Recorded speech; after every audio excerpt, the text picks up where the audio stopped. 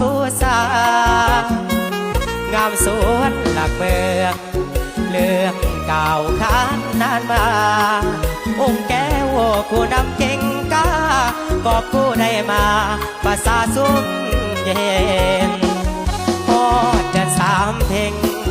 วงสนคนลาวทางสาหลังไหลกาบห้อยพระบาทก้มกราบพระใหญ่องค์แสนวัดหอพระแก้ว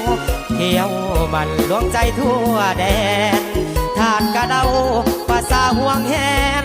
ผู้คนเนืองแน่นหลังมาขอพรสารวังเดี๋ยวนี้เจ้างามลาวันผู้พานานาพันสั่งเสกสรรให้งามเนื้อตาทำผู้พาส่งอุทยานงามแท้แผ่มาดินแลนภูเขาป่าล่อเลี้ยงภาษาสารวันก้าวไป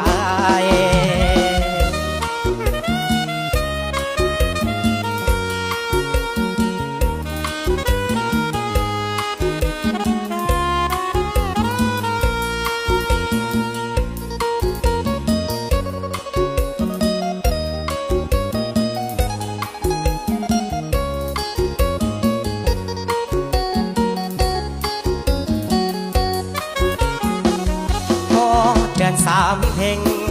วงสนคนลาวทางสาหลังไหลกาบห้อยพระบาท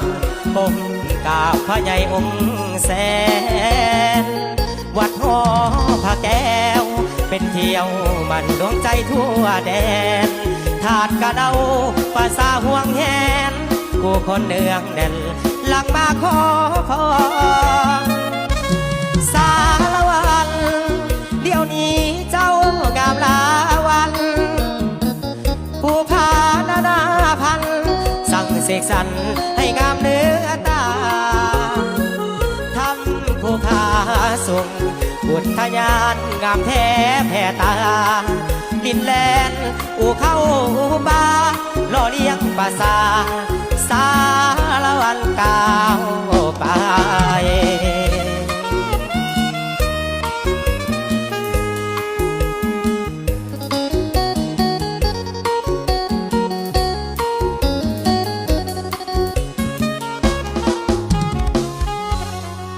ขอบใจเด้อทางเสียงเสีย